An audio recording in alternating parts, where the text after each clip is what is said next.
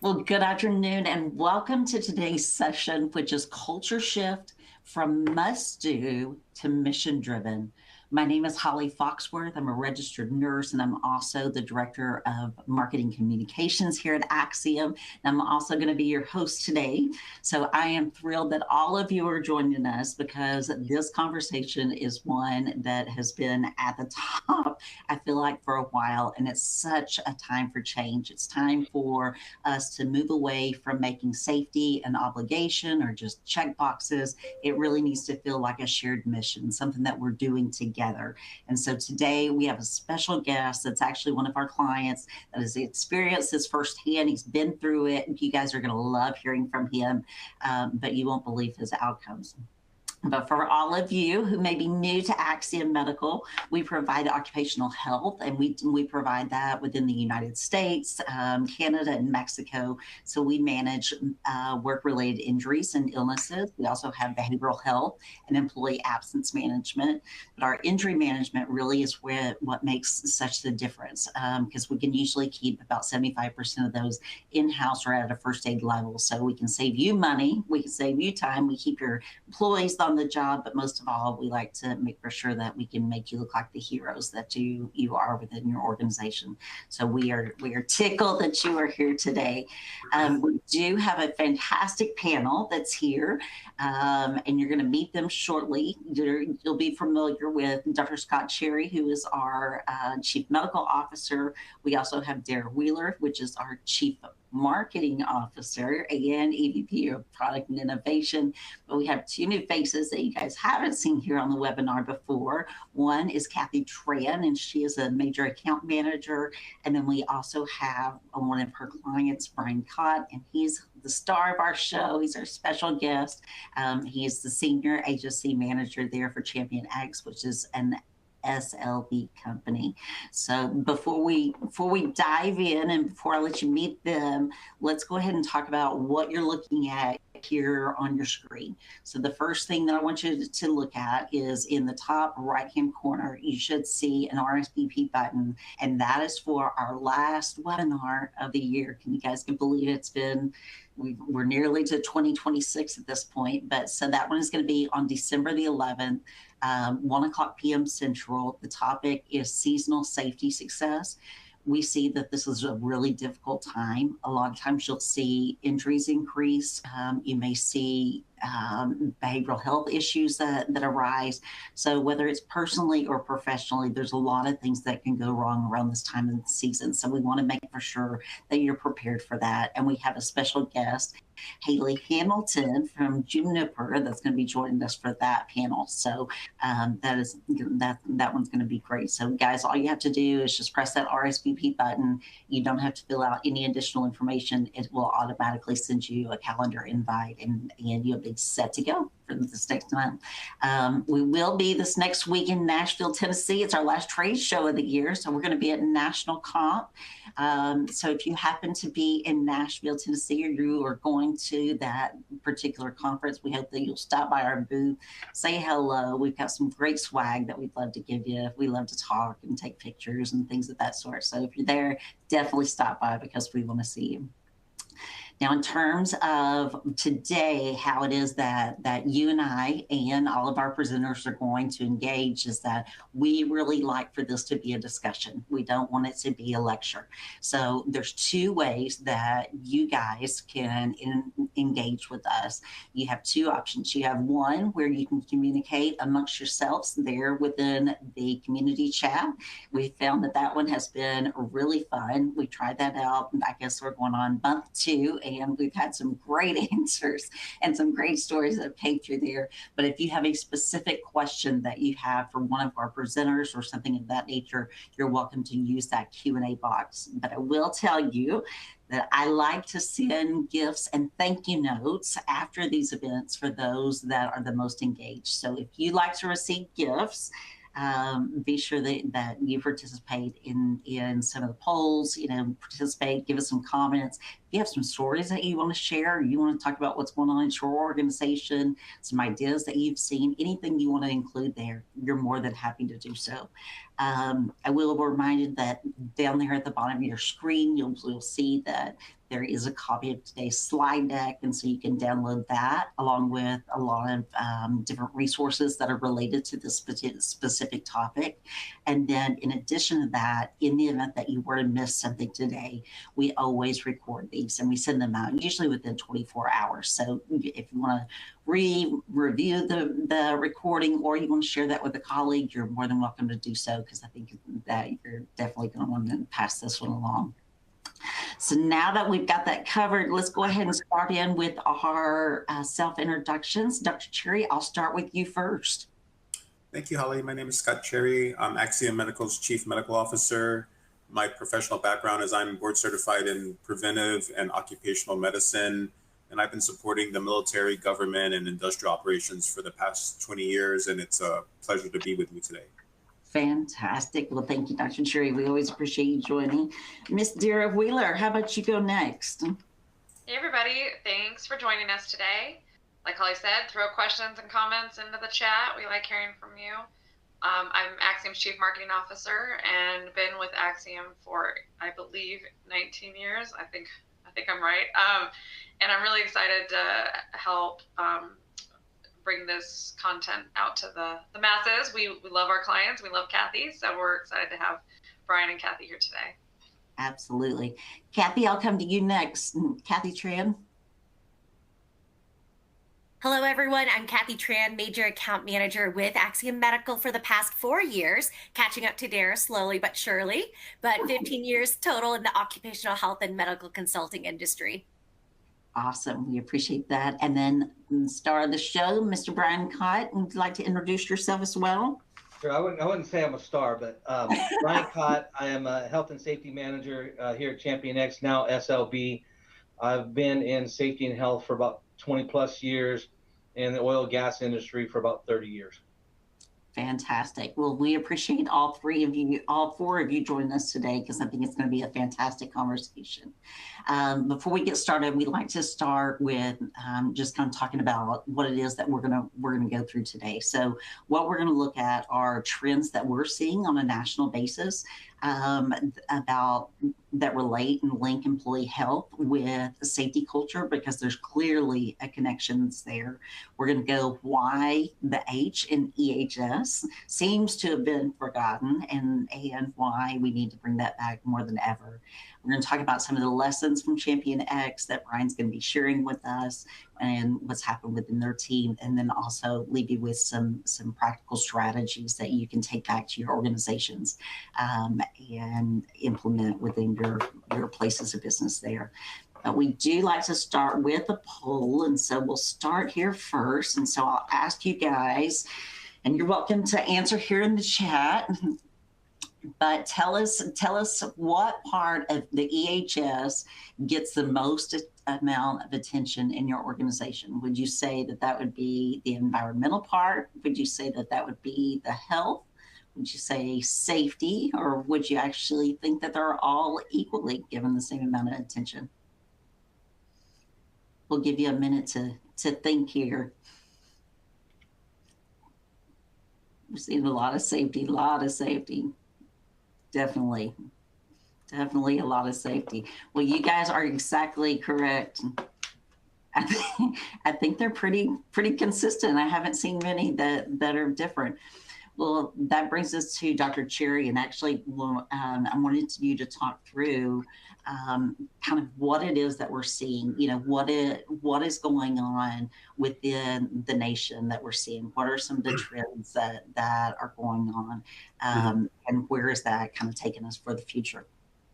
Certainly, and I think with the creation of OSHA in 1970, there has been some good progress with regard to injuries. But when you really dive into the data, there's really a kind of a mixed picture kind of coming from the data that shows that although total injury rates are improving, illness-related and high severity cases are rising, and that might be signaling kind of gaps in the health engagement aspect of our programs out there. So like for instance, in 2023, employers reported 2.6 million non-fatal workplace injuries and illnesses. And, the average OSHA recordable case now exceeds over $42,000. And that's direct cost, and indirect costs can double that. So really a very large cost when it comes to OSHA recordables. And, so really, I think organizations need to emphasize health, the culture of health, and how, safety outcomes will mirror that culture. And so focusing on early triage, which is kind of sorting through, that's a French word for sorting through the different types of injuries and trying to prioritize what are high risk and low risk, fatigue management, and employee well-being. And that should really help incident severity drop dramatically. So really the connection is when health is visible, the culture can thrive. And if it's forgotten, then incidents can multiply. Very, very true. Would you say that there's any barriers there that you're seeing consistently across organizations? So I think culture is paramount, but every organization has a different way that its culture is perpetuated. And so I've seen top-down approaches, bottom-up approaches. And so I think you need to assess where you're at in your organization and try pilots potentially to see what may be affecting your workplace, through assessments and discussions and looking at outcomes. Agree. Do you feel like that there's also sometimes some silos that exist between safety and operations and finance and all the different components there that go into an organization? Right. When, I've been with Axiom now 8 years. Prior to that, I was always an internal medical director for large Fortune 500 and then the US Army. And so when you're internal, you don't really see kind of the whole organization. But our work at Axiom, we do see just kind of like what our audience said, it's mostly a focus on safety. So a lot of our clients, we engage with safety primarily, but we realize our value proposition spreads across all the different silos, including risk, HR, so lowering workers' comp costs, duration of claims, turnover, morale. And so you almost need to hit the chief financial officer of large companies that can actually see the total value proposition that good injury case management can provide. Absolutely. What would you say that maybe leaders could use to gauge the culture's health? Probably a mix of leading and lagging indicators. And so I think one thing we've learned from even our clients when we've been discussing with them over the years is a good barometer of safety culture is the number of near misses to incidents, right? And so you should have a large multiple of near misses reported to actual incidents. And if that ratio gets smaller, say, for instance, you have a ratio of 10 to 1, so 10 near misses are reported for every one incident. If that ratio gets down to 8 or 7 or anything below your kind of rolling average, you realize there's some kind of gap there with regard to culture or process breakdown, new employees, et cetera. Mm-hmm. So that psychological safety component, I'm sure, exists there as well. Right. I believe Susanna had written in there as well. She had talked about the mental health trends lately, that's what they're seeing as well. Well, Cathy, I'm going to come to you and Bryan next. And whenever we talk about the forgotten H in EHS, and I'll let you go first, Cathy, and kind of maybe explain your relationship that you and Bryan have had and kind of let you take it from there. Yeah, absolutely. Thanks, Holly. Before Bryan and I begin, I do want to note that Bryan is sharing from his own experience and perspective as a safety leader, as you heard in the past 20 years. His views and comments today reflect his personal journey throughout his career, the lessons learned, and it does not reflect necessarily of those with SLB or ChampionX. But for those that are just meeting Bryan for the first time today, he mentioned earlier over 20 plus years in the safety world. What stands out about Bryan Bryan is not just his results, which are fantastic, and I'll share a little bit more about that too, but how deeply he cares about the people behind the numbers. So, Bryan, I'd love for you to start us off here. What first drew you into safety, and what's kept you in it for more than 2 decades now? Well, it's kind of a funny story. I kind of fell into safety. So back in the late 90s, early 2000s, I worked for a well servicing company, and people were getting hurt all the time. And so our little company got purchased by a larger company, and so they started putting all these rules and things into place, and the new manager started talking to us about stop work. If you see something hazardous, stop work. And I'd been there for a couple of years, so I was really familiar with the hazards of all the different jobs and equipment. So he said, if you don't stop work and an accident happens, you lose your job. So I started stopping work. And in the oil and gas construction or well servicing, most people don't know, but if you stop too many jobs and work, you find yourself in what they call the extra board. So instead of being a part of a crew or a team, you end up being in the yard, walking the sidewalk, waiting for someone to call for an extra person, or you get to cut the weeds down in the yard.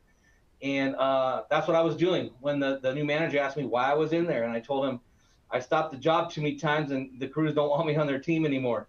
And so he said, hey, I've got a position for you. And that's when I learned what a behavioral-based observation was. He said, I want you to be our BBSP facilitator. I said, what is a BBSP? And then he goes, you haven't been through the training? Which I had, but I'd forgotten. But that's a behavioral-based safety program, right? And he wanted me to be the facilitator. And then he made me after a while, I became the local regional BBS facilitator. And that's kind of how I got my start. And, back then, Cathy, it was wild back then. I mean, in those days, if you had a problem with your supervisor, quitting time at 3:30, 4 o'clock, you went behind the truck or the rig and you fought each other and got that over with, and then reached in the back of the truck for a beer from the ice chest and then drove home. So that's the way things were back then. So it was really rough. Safety was not something that was accepted by most people. And so what it really became to us is a checklist. Okay, everyone has to do 2 observations a month. Everyone has to document at least 1 near miss a month. Everyone has to have at least 1 stop work a month. And it just became these checklists. And as the BBS facilitator, I would have to be the one to check on everyone's observations, read the observations, follow observations, and things like that. And that's really how I got my start. Now, that was around 2002. And then from that point on, it just kept progressing, from one area to the next. But that's kind of the funny way that I got put into safety. I had no previous experience. I didn't go to school for it originally. And that's how I kind of fell into safety. It must have been your destiny then, Bryan. Yeah, I guess so. I've stayed in it all this time. Again, things happen. So we had another, ended up probably in 2003, I became what they call a safety training specialist. And I was one of probably 15 in our Kern County region there in California. And one of our safety training specialists, we go to job sites, we do audits, inspections, and observations, had happened on a location where they had a company representative. We call him a company man at that time. So that means he doesn't work for our company. He's a contractor to the customer. And they were doing some things on a rig they weren't supposed to do. And that individual spoke up and said, hey, you're not supposed to do it this way. And being that this individual was young and new, the company man started yelling. This guy was probably 56 years old, had leather skin, been doing it for his whole life, and way before safety came into place. Basically said, hey, if you come around my job location again, you're fired. You won't be here anymore. So he said, okay, left. Few weeks, month later, that same company man and that same rig were conducting the same job task the same way, ended up catching the rig on fire. A couple employees got burnt, and one a week later succumbed to his injuries in a burn unit down in LA. And at that point in time, there was 3 of us that were talking about it. We decided that never again will someone tell us to leave the job site. Never again will we leave a job site without stopping work, regardless of who it is, just because of the impact that it made on all of us in that whole area. I mean, this was a friend we went to work with for years. We knew his family, his kids. This was a very tough, we were all donating blood. We thought there was hope. And then to lose a friend and a colleague like that because one person that didn't want to get on board with the new health and safety rules made a decision to do things the wrong way. And because of that, one of our friends, our colleagues, our coworkers lost their life. And so from that day forward, that's what kept me here, because I felt like I need to lead this charge. I need to be a part of this. You know, I need to make sure that people aren't getting hurt. And so that's what's really kept me a part of safety. But even so, even at that point, still, guys, it was still about something. We have to do this. Our customers expect this, so we must do these checklists. We must sign off on these things. We must submit these reports. And it was really a compliance thing, something we have to do, we must do, not something really that was a cultural thing yet. Yeah. Yeah, there was some comments that came in that it also talked about that they practice that stop work authority there at their organizations as well, that's put within their values. So I'm so glad that you had brought that up. There was one question that had also came up that I was going to ask you about. There was a question of how does a fear of retaliation from a supervisor or a manager impact the likelihood that a safety incident is reported? I don't think it's as frequent as it used to be. However, depending on the level of the health and safety professional and the type of leader that the supervisor may be, I'm sure it still happens. There's certain areas that I know it happens. It's just not as frequent as it used to be. But it's still a culture issue that we've got to change. We've just got to keep driving. And it is unfortunate that you receive that kind of pushback when you're trying to do something to help the life and the health of another employee, and you get that kind of pushback from a supervisor. Really, it can be draining and really make you question if this is the type of work you want to do. Yeah, I can imagine. I was noticing in the chat that there was also a story from their facility that they were talking about, that they had 2 fatalities within their organization from situations such as that. We're talking about then utilities, that stop work is huge there as well. So yes, absolutely. These are definitely the types of questions and comments that we like to hear from you guys. Bryan, do you want to go ahead? Sure. I recently, probably over the last 7 years, started having a bit of a mind shift, and then actually more recently, the last year and a half. But one of the things I noticed, I call it the missing H. Most of the time when I tell somebody, "Hey, Bryan, what do you do?" I'm an HSE manager, and just hearing HSE, the high C, what did you got to think that's probably HSE, Health, Safety, Environmental Manager. They really don't know what that is. And, I'm a part of, different committees and different organizations, and talking with most people in this field, what I notice is you have those that have the E down, like they know all the environmental rules. They're so familiar with EPA and air permitting and greenhouse gas collection and all these things on the environmental side, where you can have something, where you can't, what happens when there's a spill, what happens when there's waste, and they've got it down. And then you have those, much like myself, that can quote OSHA regs like it was a Bible verse. Right. And you know the OSHA regs, you know the OSHA policies, you know what you can and can't do. But very, very few people have the H down, right? You don't hear people say, yes, I've got an MD background, or I focus on the health of the employee. It's all about the safety. And I think part of the problem is, and it's not a problem, it's an opportunity, that when you get the safety, they say, hey, we're being safe, we're not having accidents, people must be healthy. Hey, we're protecting the environment, people aren't getting exposed, so we must be healthy. And then with the safety part, when they bring the H in, most of the time it's around industrial hygiene. It's talking about monitoring for hearing, monitoring for atmospheres, and things of that nature. But they're really missing the intent of the H really is to have, because you can have a safe workplace, but not have a healthy workplace. And a lot of people don't realize that. And so what it comes down to, and I did some research before we came on this call, and a lot of the international groups out there, here's what they say. The H means more than no injuries. It covers the promotion and maintenance of a worker's physical, mental, and social well-being. And I can tell you, in the past, worrying about someone's social well-being was not on the top of the charts. No one was paying attention to a person's social well-being. So really, in essence, it's really caring about the person, not just keeping them from getting hurt. And I think, and I'm not criticizing anybody. I'm in this same boat. It just wasn't something that I really focused on as far as, hey, how are you doing at home? Because in my background, look, and I may say some things that sound callous, but I'm just going from a perspective of the past compared to the future. but you leave your baggage at home. Don't come to work and bring your baggage with you. If you have issues, if you're sick, you also didn't call into work back in those days. You didn't call in sick.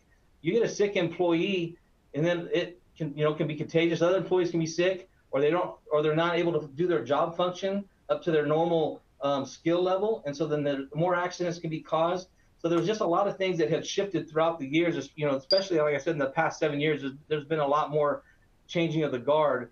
But still, I think there's many health and safety professionals, right? And I call it occupational health and safety professionals that don't understand what that H really means. And so really trying to bring back that H into things. And so I've kind of been on a journey lately because, again, in the past, it was really like someone said they had a mental health issue. And again, just a perspective, the first thought was, oh, that guy's cuckoo. Oh, she's cray-cray. Or, hey, called HR. That's not my job. Or we have an employee assistance program. Call them. Right, and that's what the thoughts were around health, but that's got to change, right? And so for me personally, is there questions that I need to answer? Sorry, Brian. No, sorry, Brian. Just real quick, I really appreciate your perspective on that, and the way I've heard a couple of kind of your old school safety guys describe it in the past too, and the way it kind of started. There's two things that started kind of waking me up to this. Was one safety guy described it as, if you think about this workplace continuum, and somebody, like you said, whether you're safe versus healthy, this kind of dichotomy, the way they described it was, you might have somebody off work for a host of reasons, and this partnership between safety and HR becomes so critical in that return to work process, because what was happening is that somebody might be out for a personal reason, they were coming back into the workplace, and then having a minor injury almost immediately, like the stats on people coming back to work, and this give and take between an HR return to work process and then the safety team having to make sure somebody's safe and not injured in this non-injured status was kind of this constant push and pull. And that was one of the first times I'd heard a safety person describing so clearly this issue between kind of these different silos and the continuum of care throughout. And the other time I heard it really clearly, and I think Dr. Cherry and I have seen this a lot, is that safety is doing all this to drive the TRIR and the safety record, and they're trying to do all this to drive these numbers down, and they're really, really doing well to a point. But as the health of employees declines over time, and we're dealing with these headwinds around diabetes and pre-existing conditions and mental health conditions, those headwinds are going to just keep driving. Like at a certain point, the law of diminishing returns is going to, we can only do so much to keep people healthy and safe at work if the overall population health is declining. And that was something that we've seen kind of in this push and pull over the last few years. Absolutely. Brian, what would you say that got your attention?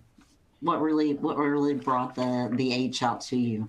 Yeah, so that's a great question. Thank you for asking that. I believe there's a slide that you might have there for me that's got kind of a there. Yeah, perfect.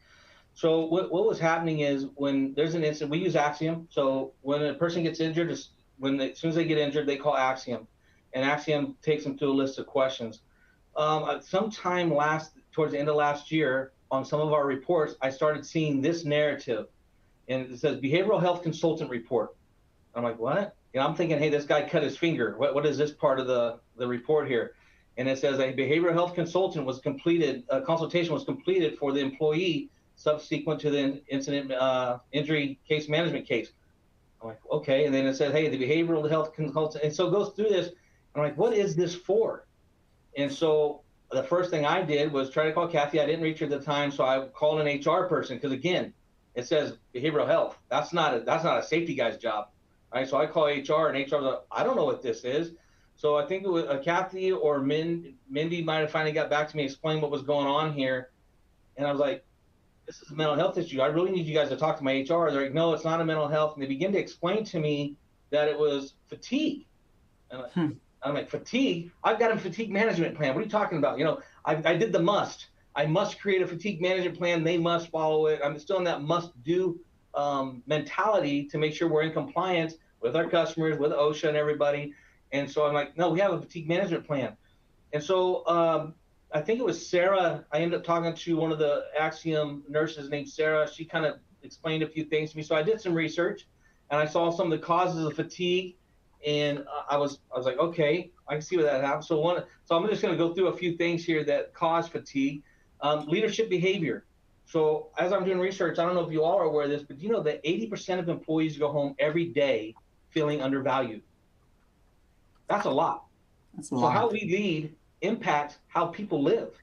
And so if we're leading in a style where we're micromanaging, or we're not engaged, or we're treating people like they're just a number, we're impacting how they live at home, right? So many companies say people are our greatest asset, right? They're the most important to us. And not all of them live that. And one of the reasons I actually came to ChampionX is they had a slogan saying what their mission was to improve lives. And during my interview, I was having my own business at the time. When they interviewed me, they started talking about improving lives and what they do to improve lives. And so I got into my second interview with another group of people, and it was about improving lives. So that's actually why I came to ChampionX, is because of that thought process. And I will tell you, from the top to the bottom, they don't just say it, they live it. They have all these things in place. And even though I was a must-do to be a compliant type person, I really am a people person. My relationships are important, and I care for people. And so to me, you don't say people are my greatest asset and you don't have at least a monthly meeting with them. Or if you're a supervisor, you're not having like a one-on-one, either in person or on the phone, or engaging with them somehow. You know, there's got to be, if a person feels disconnected or isolated, that's another cause of fatigue. And the fatigue we're talking about is really a stress or a mental type fatigue, or what I would call an emotional type of fatigue. You don't want them feeling unconnected, or they're not being engaged with. So anyway, as they began to share this with me, I did some research. I came back and I said, hey, can we just send them home for a couple of days to get some extra sleep? Can't they just sleep it off? That was my thought. Like, hey, we don't need to do all these reports. Let's just send them home and sleep it off. That was my exact words to Sarah. And she goes, well, it doesn't actually work that way. That's not how fatigue works. And I was like, well, yeah, if I'm fatigued, I sleep. She goes, that's a physical fatigue. We're talking about something different. So she directed me to some literature and things like that. So I have this, how fatigue affects people. Fatigue impairs the same parts of the brain as alcohol. Studies show that being awake for 17 straight hours is similar to a blood alcohol concentration of 0.05. After 24 hours awake, performance can resemble a 0.10. And I went back to the sleep it off. But what I found about fatigue is many times if you have mental or emotional fatigue, you can't sleep because your mind is running, your subconscious is taking over. And so you're laying there in bed trying to sleep. You got to get up in 4 hours and you're tossing and turning, or you fall asleep, but you don't actually get that deep sleep. And it becomes chronic at that point, right? It's an ongoing issue, and sleep isn't going to fix it. So I do have a few other lists, and I'll take a pause after this, of some of the causes the common effects of fatigue. They include slower reaction times, reduced attention and situational awareness, poor decision-making and risk perception, memory lapse and forgetfulness, decreased coordination. And I can kind of see some smiles on the faces of the more mature folks on the call, because you were thinking you were just getting old. No, you're fatigued, right? So there's irritability, mood swings, lack of empathy, weakness in the immune system. That was another one. Why are our employees getting sick? Their immune systems could be weak. And it says micro sleeps, brief involuntary sleep episodes lasting 1 to 10 seconds. So those are some things. And so if you think about this, again, employees are our biggest asset. We love our employees. We care about people. Maybe we're not leading the way we should lead. And so we're putting them into the position to have some stress and to have some fatigue. And then we're putting them in charge of large pieces of equipment, machinery. I read a note from someone earlier. They work in an explosives industry. Do you want a fatigued person doing that, right? And so when I started, I was away from home about 17, before I got into the health and safety side, I was gone from home 17 hours a day. It was 1 hour to work, 15 hours of work, 1 hour home. And in those days, we didn't have cell phones. So if something happened, like my wife at the time had gotten in a vehicle accident, they call the shop or the office, they decide whether or not it's important enough to get you on the CB radio, right? And so you're out there, you're isolated, you don't have a way to connect. So, and you don't just get to drive home because you came in a crew truck. There's no way to get home. So it's not like we all drove our cars to work and we can leave when we want to leave, And so I'm at work the rest of that day and I'm stressing out, wondering what's going on, just waiting for 3 hours. I can promise you I wasn't focused on the job that I was doing. I didn't get hurt, but I wasn't focused. And so nowadays you have phones where everyone has access to their phone, and our spouses are texting, our kids are texting, the school's calling, all these things. I can only imagine the stress that can put on an individual that's out in the field working somewhere, or in a manufacturing plant where, like in our manufacturing facilities, you can't even have your phone till break time, right? Yeah. And so the amount of pressure that puts on a person. And so, I didn't connect the 2 dots till I started looking at all this, but I would go home after those days and on those weekends, I didn't want to hang out with the family. I was tired. I didn't want to do anything. I was short with the family at times, hard on my son at times. I would forget things and had crazy mood swings, and I was young, right? And for me to forget something, I didn't understand it. Well, now looking at all this, I can say, hey, I was suffering fatigue. I was not healthy mentally. And so anyway, so that's kind of where I'm at today. And I'll pause there in case there's some questions or some comments from you all. Yeah, there were some that had came in. One was asking, actually, and this is a little bit outside of just the health piece, but there was a question about that they deal with multiple language barriers at their facility. And so they were asking, do you have any experience navigating this and how communication can be impacted in regards to EHS? It is a bit out of the scope here, but I would tell you, yes, here we have people working at this manufacturing facility from all over the world. I think there's like 6 or 7 different languages here. And it can be, thankfully, and with most of the groups, there's somebody that speaks better English than the others. But there are times when they're trying to tell you that the situation, you're trying to understand what they're saying, you don't get it. So I have a new rule. It's like, show me. So if there's something going on, instead of them just calling or telling me, I travel a lot. I've gone almost every other week traveling, but when I'm here, I get up and I go out and I see it. And then usually one of the others can explain a little bit better in English, but it definitely can be a hazard to the workplace if you don't have someone that can communicate it clearly. Our maintenance manager, he has an employee that only speaks Spanish.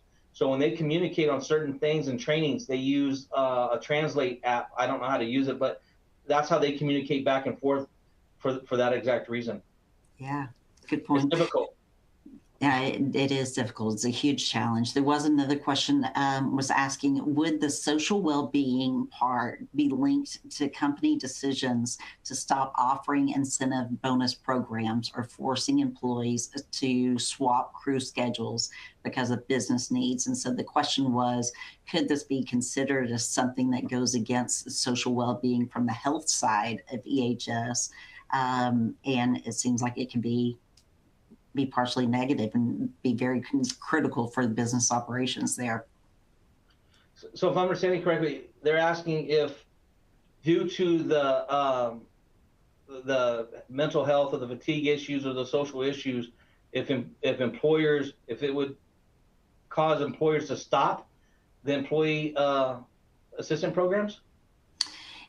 I think it may be that the question is the social well-being, the decision to stop doing these incentive and bonus programs.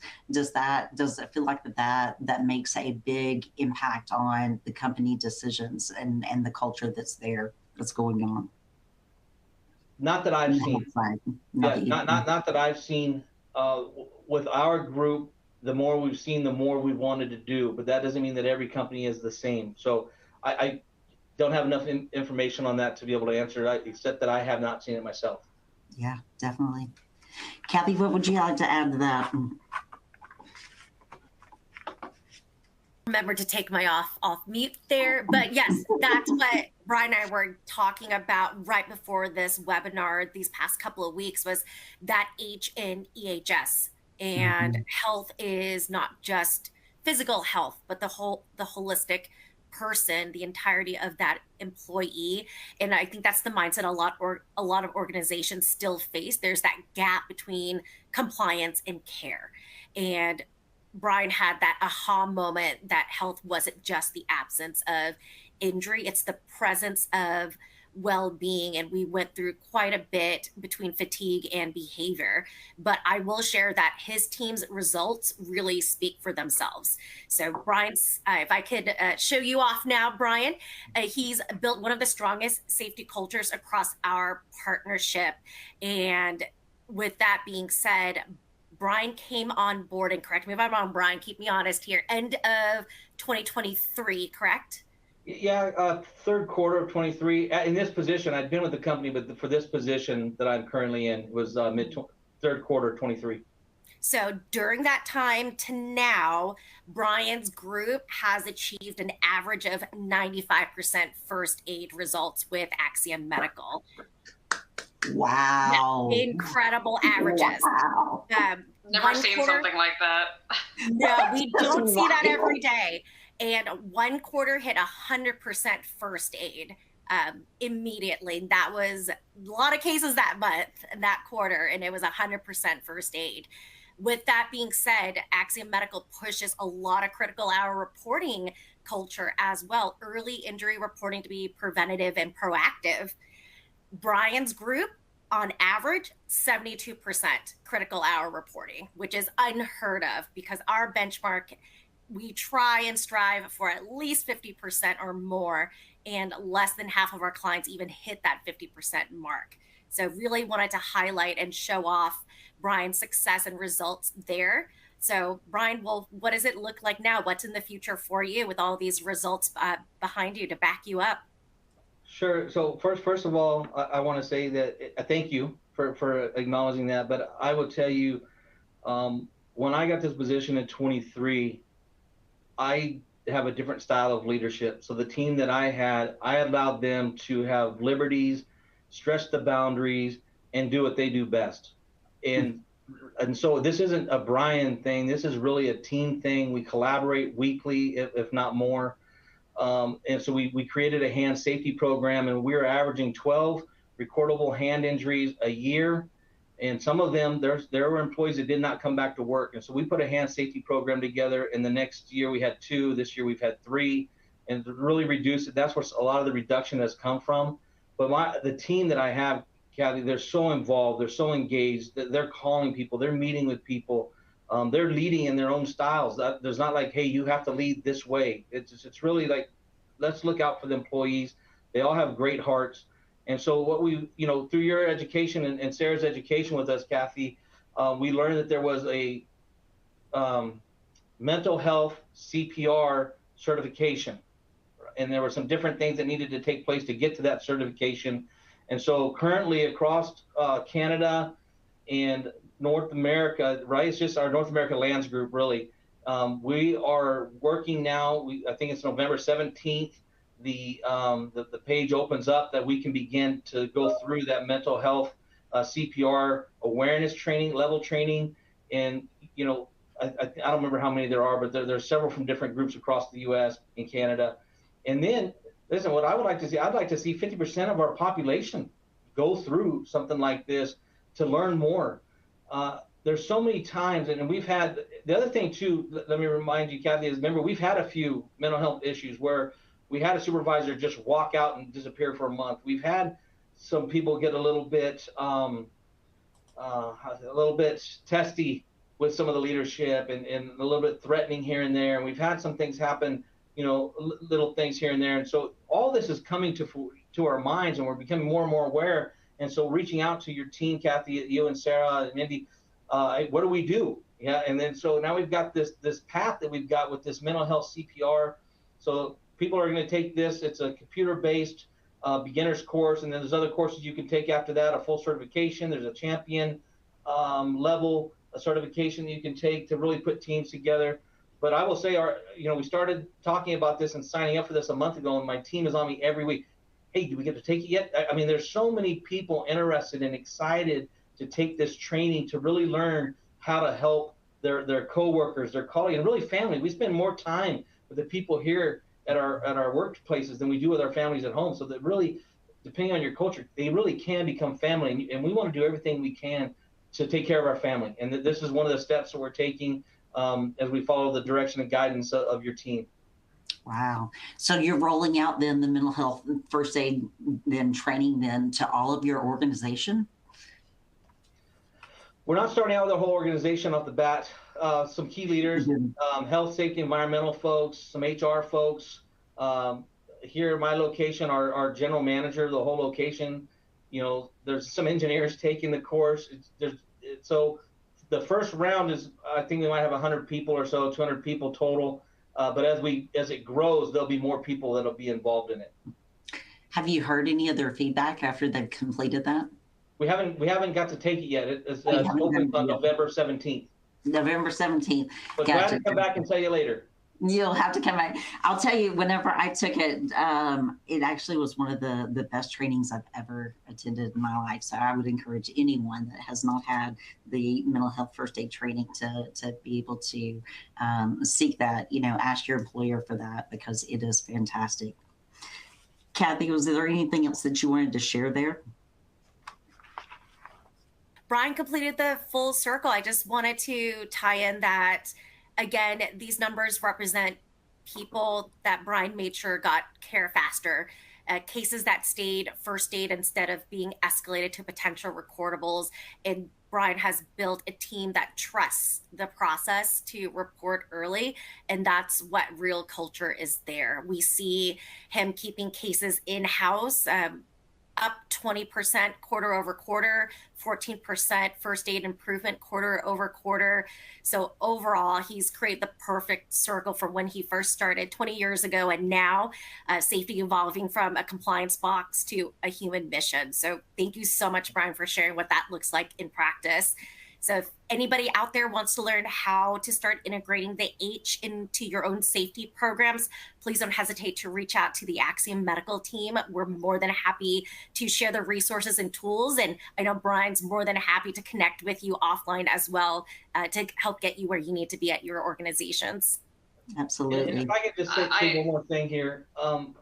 Listen, it's going to take an army. It really is, to reach out across all of our work groups, all of our work areas, all of our employees, and to really help with it. This is not an HSE professional's sole job solely. It's the job of everybody. Everyone's got to care enough for each person. So I just want to challenge everyone here that I'm hoping that I'm not talking to just spectators, but participants, soldiers, right? So don't just spectate and sit on the sidelines and say, oh, that was a good little training, but go back to your workplaces, get involved with your leadership, grab a hold of some key leaders and your employees, and put that H back in there. Start looking at the full health of the employee. I would encourage you to do that if you want a great culture to work in. Absolutely. That's a great point. And somebody asked in the chat about challenges for leadership in owning mental and behavioral health. And I think, some people might hear, safety people, why are we talking about mental health challenges? Why are we talking about behavioral health challenges? And I think you've articulated well some of the whys behind it. And I do think when we first started talking about mental and behavioral health in this context, we did get some pushback from company leadership. And it comes down to okay, so what if we do identify challenges? Who owns that? Who pays for that? Who pays for these challenges? And I think that what we're seeing over time is in caring for people, and I know this is kind of, I'm trying not to say things that you guys are going to say, but in caring for people, what we've seen and in these results, that people throw around these buzzwords like psychological safety all the time. Oh, psychological safety. Oh, there's all these things thrown around. And what we end up seeing in reality is that in taking care of people and talking about mental health, we see this virtuous cycle that people want to report near misses. They want to report environmental challenges and challenges that they're seeing in the space because they feel okay in reporting it, raising their hand and saying, hey, something's not right here.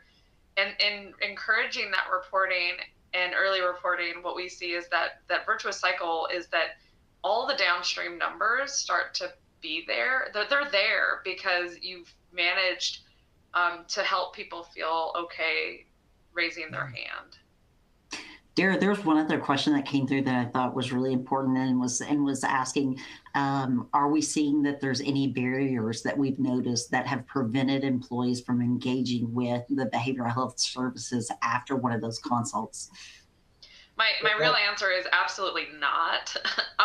The barriers on the front end, when we're talking to leadership, sometimes we're getting the barrier on the front end of, our guys will never talk to you. Our guys these are good old boys. They're never going to talk to you. These are blue collar guys. They don't want to talk about mental health. That might be true in the fact that they're not going to talk to you about it, but they trust the nurses, they trust our teams, and there might be an initial hesitation, but once they're talking to somebody who cares about them on a call, that barrier decreases pretty significantly. I'm not going to tell you we don't ever get pushback, but these employees are looking for support, and the reason we are providing this care is that it fits really well with our mission to help these employees. And by asking, are they okay, making sure they're supported, the injury isn't just a physical injury, there is more to it than the physical, that they are opening up. We're hearing things like, we get cases that might be a shoulder strain or a simple sprain strain, but that employee is going through other challenges in their life. And if we're not asking if they're okay, we're missing opportunities to intervene in potential crises that we're hearing about. So the opportunity there for us, it might be a minor physical injury, but something else is going to prevent that employee from fully being able to work. That's a great point, and I'll go a step further just to add to that. They are good old boys, and the thing with good old boys, man, they want to work, they want to please their supervisor, they want to get the job done, and most of them don't realize they're not okay. Just like I worked all those hours, I never realized I wasn't okay, and so when you ask someone, "Are you okay?" They're like, "Yeah, probably." And then you dig. What I love about Axiom is they don't just take that as, "Oh, okay, you're okay." No, they ask a second question and a third question, and it gets to the point where they start talking about it, then they realize, oh man, I do need some help here, or I am struggling here. And then on the other side of the coin, I've had pushback from leadership here about, hey, just don't leave that employee alone. We don't need, just call it EAP. And so what happens when you do an injury happens and you do an injury investigation, any of it has kids, right? When the kids act crazy, man, why are they acting like that? And we're trying to figure out why our kids are, well, you gave them some gummy worms and some things at the movies. And so that, well, in the workplace, it's very similar. You know, a lot of times when you're having an incident investigation, well, we have all the policies, we have all the trainings, they went through all this, it's the employee's fault. Why is the employee taking a shortcut? Why is the employee acting like that? Because they're stressed out, because they're not healthy completely. And so when you start showing these signs, that's what I loved about the letters that Axiom was providing, because I was able to go back and say, look, this incident you're having me investigate, you're blaming the employee. Look at the letter we have. There's more here. And so it really brought our leadership on board, because, again, they want to improve lives. And if we're not caring about the whole health of an employee, we're not improving lives. So that was a great question, and I like that we had both sides of that answer. For sure. There was one other question that had came up that then they were asking, have you seen that there's any challenges for leadership in owning behavioral health? I have not seen, I've seen just those that aren't interested, but other than that, no. There's so many here that are super interested in making sure they're self, because I'll tell you what, leadership suffers just the same way. They've got to meet their goals financially, and they got to keep their employees safe. And so they have the same stressors, they just come with different type of job tasks. And so I think this is something that employees and people of all levels, all walks of life go through. Absolutely. Well, at this point, I am going to ask all of you on our panel what your best practice recommendations. If you had one recommendation that you would give today to any of our attendees, what would it be? And I'm Bryan, I'll start with you. Connect with your people. One-on-ones, phone call, connect with your people. Be a people leader. Okay. How about you, Dara?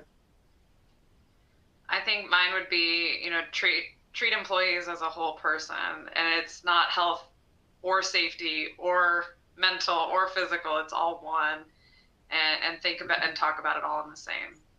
Absolutely. Dr. Cherry? when I was internal to a previous company, I saw the executive for health, safety, and environment start a meeting by saying, and it was him acknowledging, health and environment was a small component, but he would say little h, big S, little e. And so just like you're managing like a portfolio of risk or assets, like I think it's time to start focusing on H at least a more equitable level than just safety. You may actually get a much bigger return from your energies, and because we're all dealing with limited resources of time and money. So maybe just start focusing a little bit more on health. Absolutely. How about you, Cathy? Mine is based on some of the questions that folks were asking, the leadership challenges, the pushback from potentially employees, is to push the question back onto them. What's at stake if we don't address this? What is the repercussion of us not addressing this? Why are we letting something minor escalate to a major pain point? So same philosophy as we do with our critical hour reporting. That's exactly what I would challenge back to those that aren't willing to make some uncomfortable culture shift changes. Absolutely. One more question I was going to ask them, and Dara, feel free. You have an HR background here, and anybody else that wants to contribute. But it was a great question. How might the behavioral health consult process be affected when the incident that led to the injury also requires corrective action for the employee's behavior? That's a sticky one. Yeah, I mean, and we would have to go through kind of different scenarios, but it's still actually probably even more critical that you're addressing both and documenting how we can support the team too. This is not just the individual employee, but the team going through a challenge with an employee's behavior that led to an incident. So it's all about open lines of communication with the teams, HR, safety. This is where those partnerships really are important in handling those situations. Absolutely. Bryan, have you guys had any examples like this that you've had to deal with personally? I kind of have a different philosophy. I've been taught my whole life 95% of all incidents are caused by human behavior. I'm a systems person. In order for a person to act a certain way, some kind of system causes them to act that way. And if you look at your systems, repair your systems, improve your systems, the employee's behavior won't be the same. So I really try in my investigations not to point at the employee's behavior, because something caused that employee to have that behavior, and it's either a management system or something like that needs to be improved or fixed or created. Created. I like that one. Dr. Sherry, anything that you would want to add there?